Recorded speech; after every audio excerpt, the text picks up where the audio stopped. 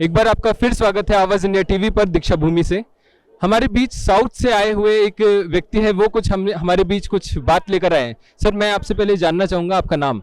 मैं रवि जबारे हूँ। मैं एक टीचर हूँ और वॉलंटियरली मैं बाबा साहब का सैनिक हूँ। मैं बाबा साहब के लिए काम करना चाहता हूँ और ये आप वर्दी देख रहे हैं तो मैं समता सैनिक दल का सैनिक भी हूँ। तो आप यहाँ पर कार्यरत हैं समता सैनिक दल में?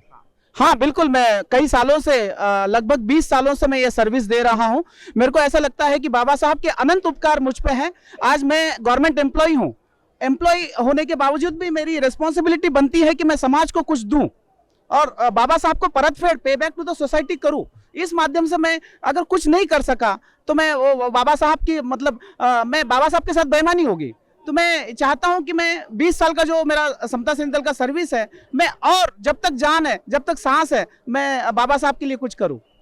तो आप साउथ से इतना दूर चले आए सर्विस देने के लिए? मैं नॉट ओनली साउथ लेकिन पूरे इंडिया में घूमता हूं, बाबा साहब का प्रचार प्रसार करता हूं। तो साउथ इंडिया में बड़े धड़ल्ले से लोग इस तरफ आ रहे हैं। लोग थोड़ा रैशनलिस्ट होने के कारण, तार्किक दृष्टि होने के कारण, थोड़ा पेरियार वगैरह प्रभावी है तमिलनाडु में, तो लोग बड़ी तेजी के साथ बुद्धिज्म की तरफ आ रहे हैं साउथ इंडिया के। और एक ना एक दिन देखिएगा, बुद्धिज्म को स्वीकार करना मतलब कोई नए धर्म को स्वीकार करना नहीं है, अपनी पुरानी संस्कृति में वापस आना है, ऐसा मैं मानता हूँ। ओके, तो यहाँ पर हम इस बार देख रहे हैं कि साउथ से काफी लोग दीक्षा भूमि में आए हैं। तो क्या आपका भी कुछ योगदान है इनको असिस्ट करने में या इनके लिए कुछ सुविधा प्रदान करने में?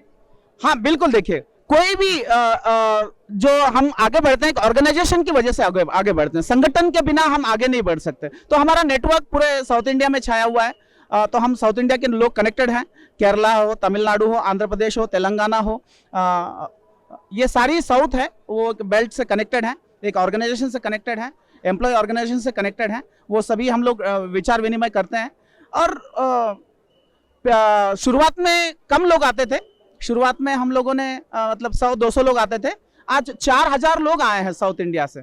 अभी आप सारे उस दिशा में जो बसेस लगे हुए हैं वो सारी साउथ इंडिया के बसेस हैं। आपको कन्नड़ा में दिखेगा बस के ऊपर नाम लिखा हुआ, तमिल में दिखेगा, केरला में दिखेगा। तो 4000 लोग साउथ इंडिया से आए हैं। अच्छा, आपका क्या संदेश रहेगा जो साउथ से आए उन सब लोगों के लिए? हम इंग्लिश में लेना चाहेंगे क्योंकि मैं समझता हूँ थोड़ी भाषा की मर्यादा है, वे समझ ना पाए, इसलिए इंग्लिश में आप देंगे सर। या बिल्कुल, see, आपका संदेश क्या रहेगा? a message to all the humankind. Spreading Buddhism is spreading humanity. Embracing Buddhism is spreading humanity. Work for it, because no religion defines equality, fraternity, brotherhood, but Buddhism is the only religion which has equality, fraternity, brotherhood. This is the main essence of Buddhism. So let us experience the essence of Buddhism. Buddhism is the practice of humanity. This is the concept coming from our friend from South. हमने आपको निरंतर जोड़े रखा है दीक्षा भूमि से। आइए हम आगे बढ़ते हैं कार्यक्रम में। वाकई दिन में बहुत कड़ी धूप थी, लेकिन यहाँ पर उपासकों की संख्या में कुछ कमी नहीं थी। कितनी भी बढ़ोतरी हो, चाहे धूप हो, छाव हो या फिर बारिश हो या कैसा भी मौसम हो, लेकिन 14 अक्टूबर 1956 की वो क्रांति को याद करने के लिए आज जो 67 ईयर्स बाद भी धम्म दीक्षा को याद करते हुए यहाँ पर उपासक की भीड़ उमड़ ही जाती है। चलिए हम कुछ बाइट्स लेना चाहेंगे, हम पूछना चाहेंगे कि कैसा लग रहा है यहाँ पर जो उपासक आ रहे हैं। शाम के वक्त में और भीड़ बढ़ती चली जा रही है। आइए हम उनसे बात करते हैं। सर, आप कहाँ से? नागपुर। कैसा लग रहा है आपको यहाँ पर आके? बहुत बढ़िया लग रहा था। क्या संदेश होगा आपका यहाँ से? Tamil Nadu. You are from Tamil Nadu? Okay, how is your experience? Can you tell? Ambedkar peoples. Okay. Can you give some sandesha to us all? 10 years was coming. Yes, Jai Bhim.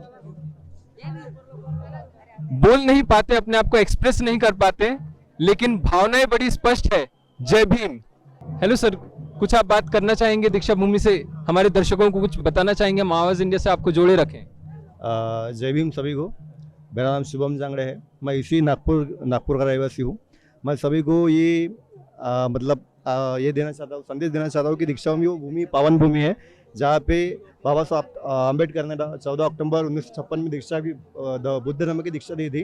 तो सभी को यहाँ पे आके नागपुर में एक बार अपनी पवित्र भूमि को विजिट करना चाहिए। धन्यवाद। आपको आकर यहाँ कैसा लग रहा है? मन को शांति होती है। क्या आप बुद्धिज्म को स्वीकार कर चुके हैं? Yes yes. आपके जीवन में क्या परिवर्तन है या फिर आपके परिवार में क्या परिवर्तन आया है बुद्धिज्म में आने के बाद में? बुद्धिज्म में आने के बाद यही है कि यहाँ पे सबसे पहली बात, यहाँ पे किसी भी धर्म के ऊपर अपने को एक्चुअली क्या है कि यहाँ पे सबसे पहली बात इंसानियत को बढ़ावा दिया जाता है।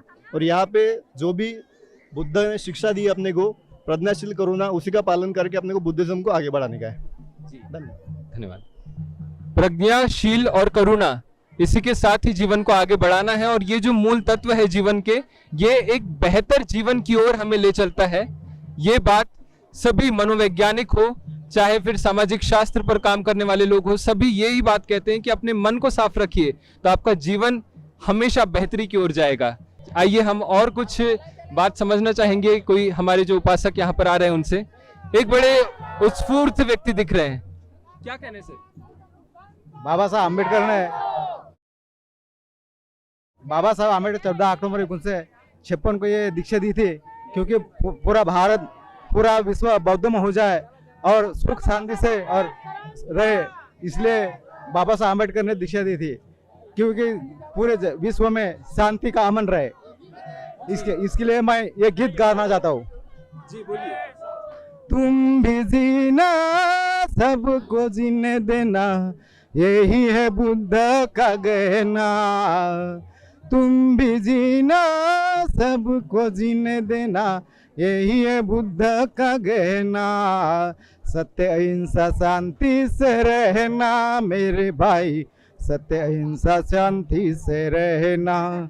सत्य अहिंसा शांति से रहना मेरे भाई, सत्य अहिंसा शांति से रहना। हम सब भारतवासी, हमारी एक भारत माता, हम अलग अलग पंथ के, हम सबका एक विधाता। मिलजुल के रहना, बैर न करना, मिलजुल के रहना, बैर न करना। भारत अखंड अखंड बनाए रखना, सत्य अहिंसा शांति से रहना मेरे भाई, सत्य अहिंसा शांति से रहना। लालच बुरी बलाए, इसका त्याग करना, सत्य की राह पर चल के सबका विकास करना। लालच बुरी बलाए, इसका त्याग करना, सत्य की राह पर चल के सबका विकास करना। जिंदगी में जीते जीते सभी पर करुणा बरसाते रहना, सत्य अहिंसा शांति से रहना मेरे भाई, सत्य अहिंसा शांति से रहना। बहुजन के हित के, बहुजन के सुख के करना सदा उन्नति, इससे विश्व में बनी रहेंगी शांति। बहुजन के हित के, बहुजन के सुख के करना सदा उन्नति, इससे विश्व में बनी रहेंगी शांति। कहता है कवि गायक अशोक मेश्राम, कहता है कवि गायक अशोक मेश्राम, भारत को शीलवान ज्ञानी बनाना, सत्य अहिंसा शांति से रहना मेरे भाई, सत्य अहिंसा शांति से रहना। सत्य अहिंसा शांति से रहना मेरे भाई, सत्य अहिंसा शांति से रहना। जय भीम। बहुत बहुत सुंदर प्रस्तुति। कहाँ से आप? मैं गोंदिया से, बापा सौंदर्य से हूँ। क्या आप हमेशा ये गायकी करते हैं? हाँ, मैं हमेशा गाया। भारत देश पर ये नशा मुक्ति, पौधे लगाओ, पौधरोपण, स्वच्छ भारत, इसके लिए मैंने गीत गाया है और पूरे भारत देश में मैंने फैलाया है। मगर गरीब हूँ मैं, मेरा नाम कोई आकर्षण केंद्र पर लेते नहीं। अच्छा। हाँ सर। ओके। लेकिन आप आगे भी कामना रखते हैं कि आप आगे बढ़े इसमें? हाँ, क्योंकि हमारा देश आगे बढ़े, इसके लिए मैं हमेशा प्रयत्न करता रहूंगा। चलिए, हमें भी आशा है कि आप सत्य अहिंसा शांति का जो ये संदेश है ये जन जन तक फैलाए और आगे बढ़ाए। धन्यवाद सर। सत्य अहिंसा शांति और विश्व शांति की बात कहे, अभी जो हमारे साथ में एक उपासक आए थे विश्व शांति और आज के वक्त में बहुत जरूरी चीज है। हम विश्व में देख रहे हैं कि विश्व युद्ध की ओर बढ़ते चले जा रहा है और इस दौर में विश्व शांति का वो संदेश जो बुद्ध हमें सालों पहले दे चले, जो बाबा साहब डॉक्टर अंबेडकर ने ये बात कही कि जीवन में डेमोक्रेसी की जो बात कही कि खून का एक कतरा भी बहाए बगैर लोगों के जीवन में आमूलाग्र परिवर्तन लाना ही मतलब लोकतंत्र। तो हम यहाँ से ऐसा देख सकते हैं कि लोकतांत्रिक देश और लोकतांत्रिक विश्व ये एक आइडियल के रूप में पूरे की पूरे यूनाइटेड नेशंस हो चाहे अन्य अन्य देश हो, ये अभी देखता चले जा रहा है कि ये लोकतंत्र की बहुत जरूरत है और विश्व शांति की बहुत जरूरत है। ये बात हमें यहाँ दीक्षा भूमि से पता भी चल रही है। आइए हम और कुछ संदेश लेंगे यहाँ पर जो उपासक आ रहे हैं आज के दिन। हेलो मैम, आप कुछ बोलना चाह रहे हैं? कहाँ से मैम आप? मैं नागपुर से ही हूँ प्रॉपर। आज धम्मचक्र परिवर्तन दिन है तो फैमिली के साथ आई हूँ घूमने के लिए। क्या करते हैं आप? मैं फार्मेसी प्रोफेशन कर रही हूँ। फार्मेसी प्रोफेशन में। ओके, हम यहाँ पर जो 2023 में हम हैं, 2021 में 20-21 से जो भी कोविड का जो शुरू हुआ है दौर, तो उससे अभी तक में क्या चेंजेस आप देख रहे हैं और फार्मेसी फील्ड अभी क्या रिसर्चेस लेकर आई है कोविड के लिए? सर अभी तो मैं अभी मेरा स्टार्टिंग है, फर्स्ट ईयर मैंने डिप्लोमा ज्वाइन किया है। तो उतना कुछ नॉलेज है नहीं, बट फिर भी फार्मेसी फील्ड मतलब एक अच्छी फील्ड है, सबने ज्वाइन करनी चाहिए। आप क्योंकि स्टूडेंट हैं, मैं ऐसा देख रहा हूँ, तो आप एज अ स्टूडेंट क्या संदेश देना चाहेंगे हमारे दर्शकों को? संदेश तो कुछ नहीं, मतलब मैं फार्मेसी कर रही हूँ, सबकी अलग अलग चॉइस होती है, सबने मतलब जिसकी जो चॉइस है वो उसको करना चाहिए बस। थैंक ओके, चलिए हमने आपको दीक्षा भूमि से जोड़े रखा है। बने रहिए हमारे साथ में आवाज इंडिया टीवी से।